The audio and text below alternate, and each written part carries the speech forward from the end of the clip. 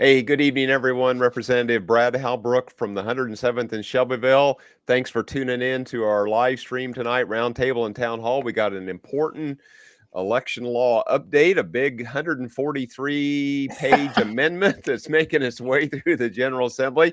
Chris, what could possibly go wrong with a 143-page amendment? Well, probably about 143 things could possibly go wrong because this is the puzzle palace and the factory of bad ideas. And so, exactly. Well, welcome, Chris. Yeah. You're welcome. Welcome to Illinois. Yeah.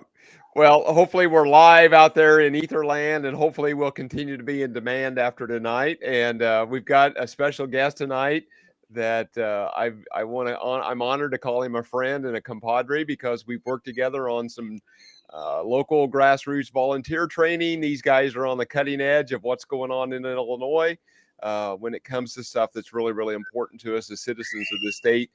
And at that point, Chris, I think I'm just going to open it up to Andy Bakker from Illinois Opportunity Project. And Andy, you're going to talk to us about this 143 or 4-page amendment dealing with election law changes that's coming. Andy, the floor is all yours. Yeah, well, thanks so much, Brad and Chris. Appreciate you guys having me.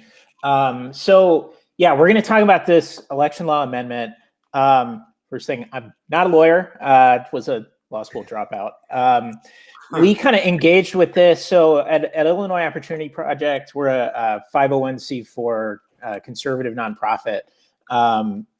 Do a lot of grassroots work, and we ended up leading the coalition against ranked choice voting. And so that's kind of where we came to all of this and the crazy stuff that was coming out of the Ethics and Elections Committee. And I think the first thing to point out for viewers and people who may not be super familiar with the process is just that. It's the process. This bill was not passed out of committee originally, right? They did a bunch of subject matter hearings, right, and then they stuck every single one of the changes that they wanted to make to the election code into one amendment, and they amended a bill. It's SB 2123 that was originally about the mental health counseling compact. And so I don't really have a strong opinion about whether or not professional counselors should be able to offer their services across state lines. I'm sure there's good arguments for and against, but that doesn't have anything to do with elections. When they use these shell bills, it's a way of evading all accountability for the things that they want to do. And so this bill, again, 143 pages, there's a lot in there. There's some that's important. There's some that's really pretty silly. And, you know, my favorite thing was they had to add this into the election code, right? The lettering of candidates' names on a ballot shall be in both capital and lowercase letters, in conformance with the standard English language guidelines, unless compliance is not feasible, right? So this is the kind of stuff that they throw in there, but it's got a lot of other things too. You know, one of my main messages tonight is honestly, it could have been worse. We were fighting originally about 6 bills on ranked choice voting. If people don't know what ranked choice voting is, it is a scheme that's pushed by these out-of-state liberal billionaires to completely change our elections, right? Instead of going into the voting booth and voting for one person, I want Donald Trump or I want Joe Biden. Instead, we're going to go through and rank all 5, 6, 7 candidates, however many there are. This ballot looks like a grid. It's very easy to screw up. And if you don't feel like ranking Joe Biden among the candidates that you choose, guess what? Your vote's getting thrown out. If you don't figure it out, you know, your ballot will be exhausted. It will be discounted. So it's a complicated issue that we put a lot of time into beating back. And so what we ended up with was a task force. And so rather than implementing ranked choice voting in the presidential primaries this year, which is the bill that they all came behind at the end, they're going to have a task force. This task force is going to complete a report by the end of next March about the feasibility of doing this in 2028. One of the things that became really apparent really quickly was the advocates for ranked choice voting don't know how much it's going to cost. They weren't able to provide any numbers. The County Clerks Association estimated that it would cost $1.8 million just to switch over the equipment in Sangamon County. Sangamon County is not the largest county in the state, as you might have guessed. So this task force is going to do a number of things. There are members of the public who get to be appointed to it. We will engage with that process, and hope to get some of our folks on there. It is really uneven the way that these people are appointed, right? So Democrats in the House and Senate each get to put up 2 members and 2 members of the public. Republicans get to put up 1 member and 1 member of the public for each house. The governor gets to put up 4. The Secretary of State gets to put up another 1. So it's certainly better than getting ranked choice voting implemented right now. That's really a testament to the grassroots that we have in the state. The response was really pretty overwhelming on both witness slips and also just emails sent to the members and also the election officials, right? I mean, I think as we talk about all of these changes, and we will get past this ranked choice voting piece, it's important to remember that we should always be right, but we also should always be polite when we're talking to our election officials. There certainly are some really bad partisan actors out there. There's also a lot of just normal people who are trying to do their job and, follow the rules. And in Illinois, we have some really crazy rules that they're going to have to follow. So they came up really big because they don't want this either. And so, looking forward to getting on the task force and beating this thing back again. That's one place where, we at least got a little bit of a win for now and bought ourselves a little bit of time. There is another task force as we move on. They extended the task force on public funding of judicial elections, which I just think is the most ridiculous thing given how much money Governor Pritzker spent on the Supreme Court elections last year. For them to propose public funding at this point, I think is ridiculous. They didn't come up with a report, so they extended it.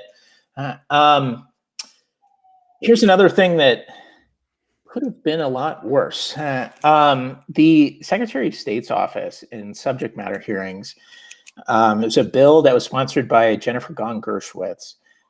The original bill would have allowed the Secretary of State to register anyone at any time using state money. As long as that person had a driver's license already, they could go out and spend state funds to do voter registration drives, right? And we're supposed to believe that this was going to be done in a nonpartisan fashion. That was a great question from Freedom Caucus member Blaine Wilhauer at the hearing was, okay, so if I hold a gun show where I live, will you come and register voters? And they said, well, sure.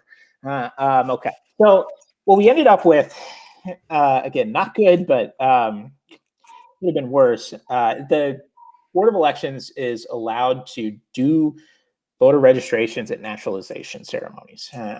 They can't go out and ask people to do it, but they're going to provide information, right? And so this is not something that the Secretary of State's office, the Board of Elections, should be doing. I don't know why. Actually, I do know why these offices really across the country have decided that their job is registration and turnout and not administering free and fair elections. That's what we're stuck with. We're gonna really learn to miss Jesse Wyatt, I think, because the Alexei Giannoulias Secretary of State's office is really political, and it's only going to get worse. We've seen that with the, what they're calling book banning bills that changes the way that they're administering the library system. It's really going to get crazy at the Secretary of State's, and it kind of already has. One of the other kind of big ticket items that's, another barrier to keeping voter registration lists in this state is pre-registration of 16-year-olds. So that's in here. Anybody who is over the age of 16 can go up and register to vote. They can't vote, theoretically at least, legally, until they're 18, but they're going to be added to our rolls. And so why Democrats push for things like this is to have them on the rolls already, ideally for them in a permanent vote by mail situation already, so that they don't even have to worry about catching up with that person when they're 18, right? A lot can happen in between there. It opens the window to get the people that they think are going to vote their way already on the rolls. It's already a done deal. They can go spend their money registering other people. So that's in there. That's really a problem. There's all kinds of stuff also about, the way that we operate our nominating petition objection process and county committees and, forms and things like this. One thing that's really important I can bring up is election challenges afterward. And so it's been a few in a row. It seems like lately they all pop up in DuPage. Deanne Mazzocchi led a challenge against her election and found out that the clerk in DuPage was not verifying signatures. Similar situation for Bob Grogan. And so the powers that be in Springfield don't really appreciate those kind of challenges.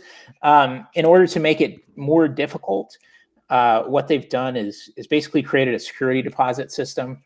So if you have a problem in your election, you need to pay up front to undertake your objection. If the result is overturned, they will give you that money back, but you're going to have to put down that security deposit in order to get it.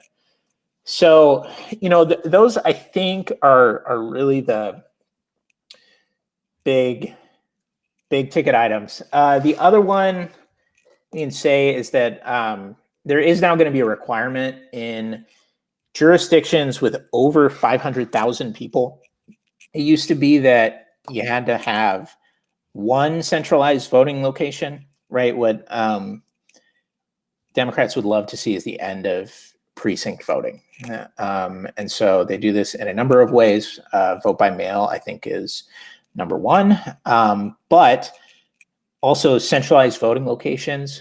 So this is a place in a county or in a city with its own election authority where everybody can go to. It doesn't matter where you live in the county, you can go to this centralized location. They have to offer curbside voting. And so we've now added another one of those per county. Really, a lot of these things, it seems like they're coming out of nowhere, or why would you do this, or what are you thinking? This was all of these, really, including the alternative voting systems like ranked choice voting, were all part of a plan that came together. If we can think all the way back to Citizens United, it's a long time ago. It was a very different political landscape, and at that time, these powers on the left really thought that Republican dark money was going to overwhelm everything, right? And so this was a time, when at least the prevailing wisdom was that large corporations supported Republicans. I don't know that that's the case today, but they set out to expand the electorate as much as they possibly could. And they've ticked off a lot of these boxes and places that they're going. So we got out of this session without ranked choice voting being implemented.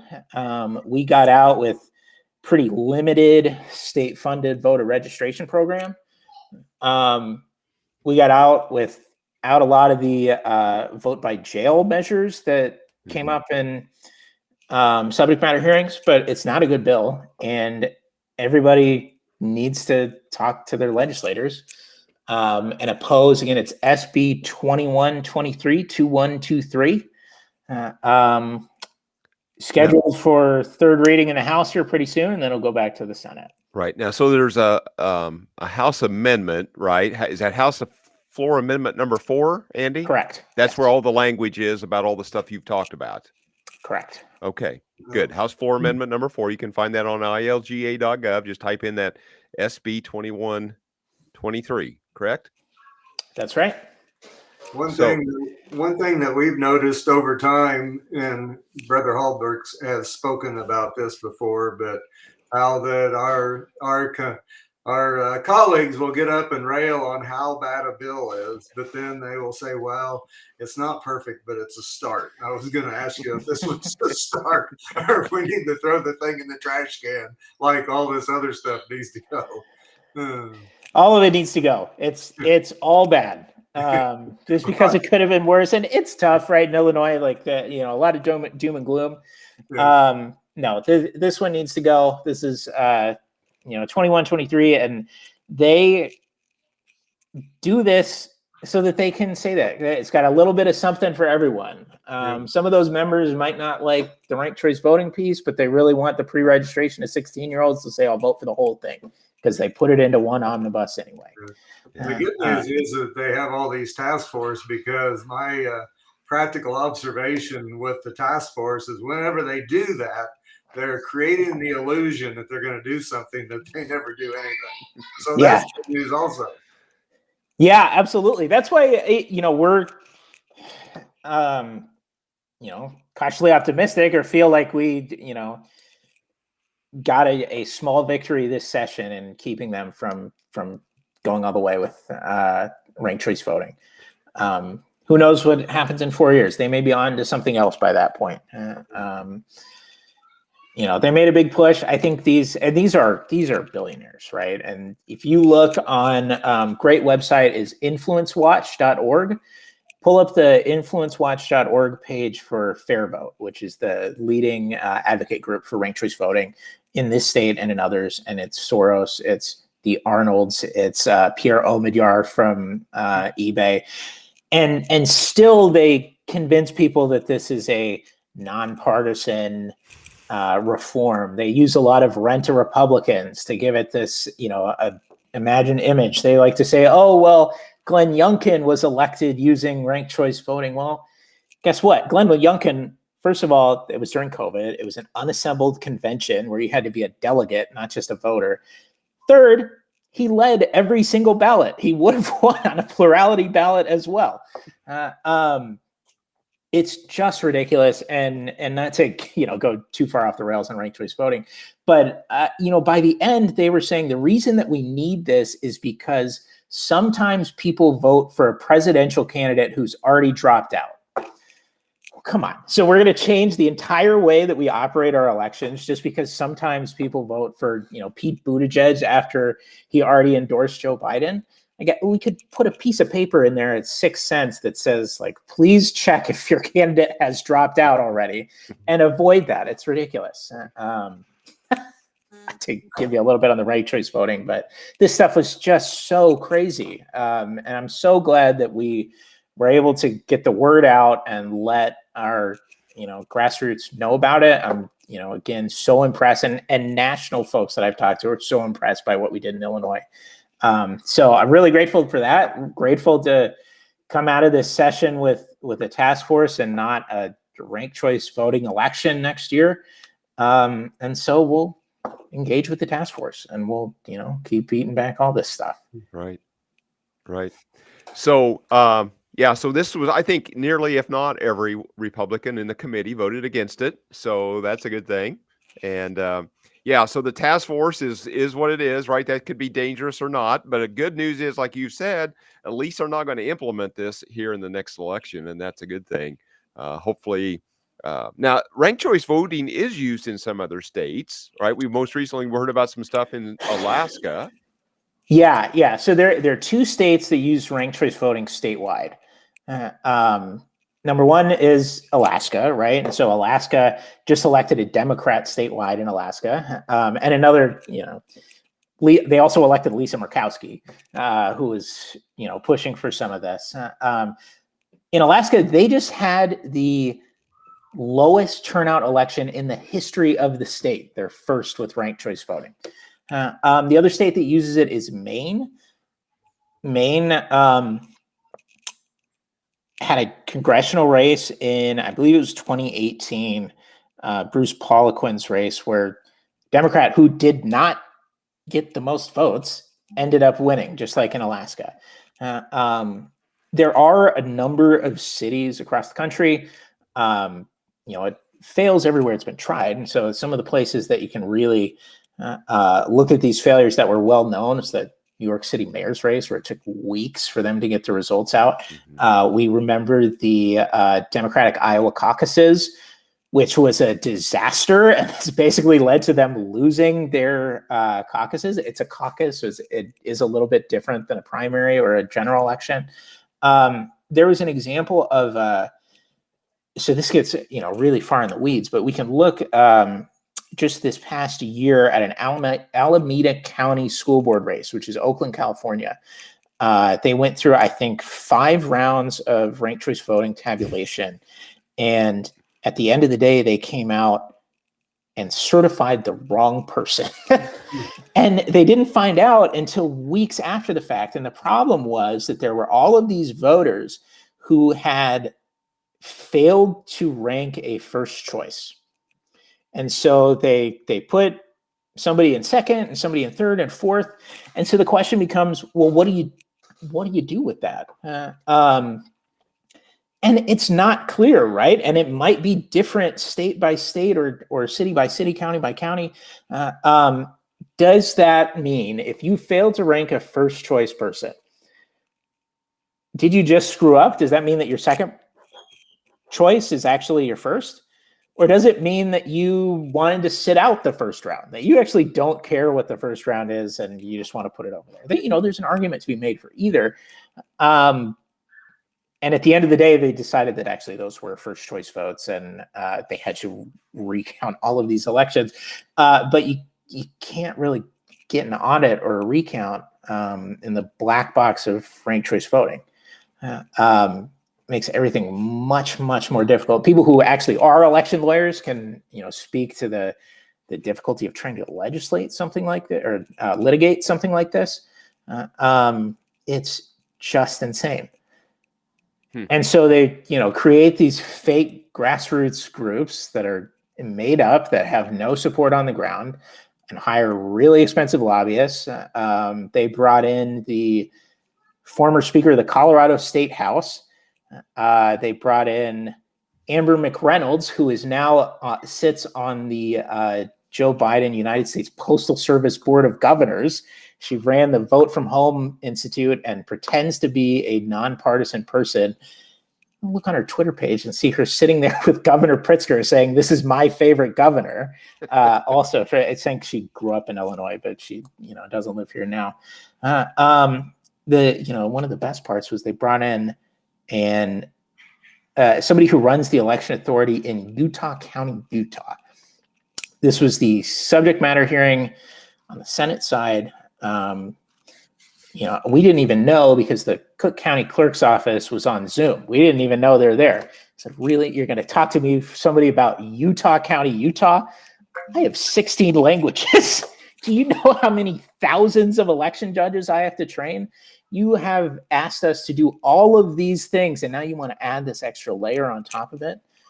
And all of that without being able to provide a number on how much it's going to cost, without being able to tell us how many counties are prepared to implement this change right now, which according to the State Board of Elections at the House subject matter hearing is 0. None of them are ready. It is worth saying that this task force, there's language included in there that makes reference to alternative voting systems, including ranked choice voting. So there are some others out there that are being pushed in a similar way. And what's kind of funny is if you look at the things that they say about each other, folks who will like approval voting or cumulative voting, which actually we have in Peoria, star voting, which is really insane. I'll get back to you in a second. They criticize each other in the same way that, we criticize a lot of these. And so that is a possibility. I mean, one of the things that is happening across the river in Missouri is those folks were able to keep a ranked choice voting ballot measure off the ballot. And so what did they do this year? First of all, they went and rented a bunch of Republicans because it's Missouri. But now they're pushing something called approval voting. And so in ranked choice voting, right, you put in this person's my first choice, my second choice, my third. Approval voting says vote for as many as you want. You got 5 candidates on the ballot. I could vote for 4. I could vote for 3. I could vote for 2. I could just vote for 1. Whatever you think, go for it. So it is possible that they come out of this and decide to change tactics. Again, my favorite one, not because I like it, because I think it's so silly and demonstrates the lack of seriousness from these election reform people. Star voting. Have you ever heard of star voting? That's a new one. Okay, so this is like you do a Yelp rating for all of the candidates. Okay, Chris Miller, 5 stars. All right, Brad Halberg, 3 stars. Okay, 2 stars for this guy, 1 star for that guy, and then they do an automatic runoff, right? So they're pushing a lot of crazy stuff. I totally expect some of that to come up on the task force. And this task force is going to have to come up with some numbers and make some recommendations about what we need in the code too. So we're going to beat it back. I mean, these people, and again, not to go too far on ranked choice, but it's likely to pop up in the Chicago City Council. We're likely to see some ballot measures in municipalities. They got one. So Evanston in 2022 voted to do ranked choice starting with the 2025 municipal election. If you live up here, like of course they would go to Evanston first. Makes sense. So it is going to pop up everywhere, right? Like, so these people are very well funded, and they're going to keep coming. Yeah. So in Illinois, it takes 2 weeks to get the mail-in vote counted. What's this do for tabulation? I mean, it doesn't make it any less time. No, weeks and weeks and weeks. Weeks and weeks. Yeah. No, it makes it's so much more difficult. That was one of the so in Alaska, Alaska's a very strange state, right? But they already have a centralized counting location. So they already send their ballots to one place. That's one thing that came up in subject matter. Again, Representative Ammons said, well, I think we could do this if we had a centralized voting location, right? I want to see everybody vote by mail. Maybe we could do it after that, but I think we got to do that first. That is one of the goals. Was she recommending Champaign County to send them all to? Mail them all in? I don't know about that. That was my next question. We have the perfect guy for this job. Right. Yeah, but it was very interesting. The way that people who have some level of familiarity with our election system, so there's no way we could do this. Give me a break. Yeah. It's Illinois. Have you seen the way that we run, practically anything, let alone our elections? No, this would, it would really, really extend the time that it takes to get our results. In Alaska right now, so they are collecting petitions and doing a great job. They should make the ballot with their ranked choice voting ban referendum. That's one of the things that they have is I guess back when Super Bowl time, but they put out a bunch of stickers that said, "Can you wait 3 weeks to get your Super Bowl results?" Alaskans need it now. Yeah, it's just some wild and crazy stuff. Ranked choice voting has been repealed in a few places, and it's a bipartisan thing, right? Like they repealed ranked choice voting in Aspen, Colorado. Right? This is not a conservative hotbed. They just beat a referendum that wanted to install ranked choice voting in Massachusetts. And it was conservative advocacy groups with very, very little money against out-of-state billionaires again, and they beat it back. So, on this fight, all hope is not lost. I think we certainly learned a lot and built some networks and way stronger than we were coming into it. But we're gonna have to stay on them because they're coming. Yeah. Andy, I know you were in Springfield testifying for this stuff. You're an expert in all this stuff. I appreciate it. And the battle never ends, right? It just continues on. And so, Chris, it looks like that hopefully nobody's going to say, hey, this is maybe not perfect. It's not, but it's a place to start. Hopefully nobody on our side of the aisle says that. Let's hope not. Have a bad time saying that. And it sounds like Andy just basically wants flat rejection of this entire package. And so hopefully it comes up short here in the next few days as we go back to Springfield tomorrow. We go in at 11. The Senate, I think, is in at 1. And we'll see if they can get the budget deal done by Friday night and be adjourned before the Memorial Day weekend. That'd be great. Yeah. All right, Andy, thank you so much. Any closing thoughts, Andy? We'll go to Chris, and then we'll say goodnight. No, just contact your state rep and your state senator and ask them to oppose SB 2123. Excellent. Thank you. Thank you, Andy. Chris, any closing thoughts? And then we're going to go to close. No, not really. It's just important for you all out there to stay informed and stay educated. Make sure you're listening to the right voices and not the propaganda spin machine of the radical left. And so we can win this, but we got to hang together. Exactly. And guys, again, we appreciate you tuning in and sharing and liking and following and subscribing to our content as things maybe develop over the next 72 hours. If things are worthy of breaking in, we may go live sometime this week over the next few days. So just stay tuned in and ready for that, and make sure you click the notification so that when you go live, you'll get that. Again, we want to say special thanks to Andy for joining us tonight. Andy, thank you for all you're doing. Thank you, guys. You're welcome. All right. With that, we're going to say good night. Good.